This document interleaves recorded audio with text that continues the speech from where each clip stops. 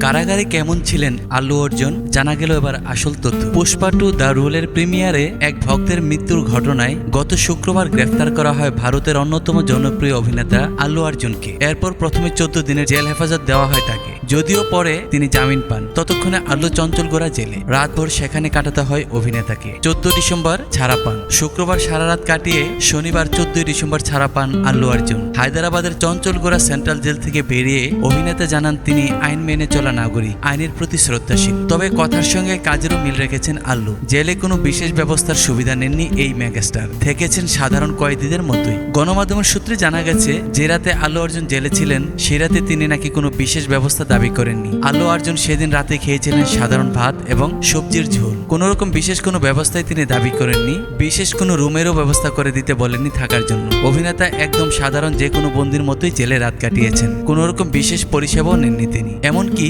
অভিনেতাকে আটক করার সময় পুলিশ জিপ নয়, সাধারণ গাড়ি নিয়ে এসেছিলেন পুলিশের কর্মকর্তারা। গাড়িতে করে নিয়ে যাওয়া হয় এই অভিনেতাকে। 14 ডিসেম্বর ছাড়া পান আল্লু অর্জুন। এই ঘটনায় দুঃখ প্রকাশ করে অভিনেতা জানিয়েছেন, নিহত সেই নারীর পরিবারের যে কোনো প্রয়োজনে তিনি পাশে থাকবেন। এদিকে আল্লুর বিরুদ্ধে দায়ের করা মামলা তুলে নেওয়ার ইচ্ছা প্রকাশ করেছেন নিহত সেই ভক্তের স্বামী ভাস্কর। গত 5 ডিসেম্বর আল্লু অর্জুন অভিনীত পুষ্পা 2 দ্য রুল মুক্তি পেয়েছে। 4 ডিসেম্বর রাতে হায়দ্রাবাদে ওই সিনেমার প্রিমিয়ার শো ছিল সন্ধ্যা থিয়েটারে। সেই উপলক্ষে উপস্থিত হয়েছিলেন ছবির নাম ভূমিকায় অভিনয় করা দক্ষিণী সুপারস্টার আল্লু অর্জুন।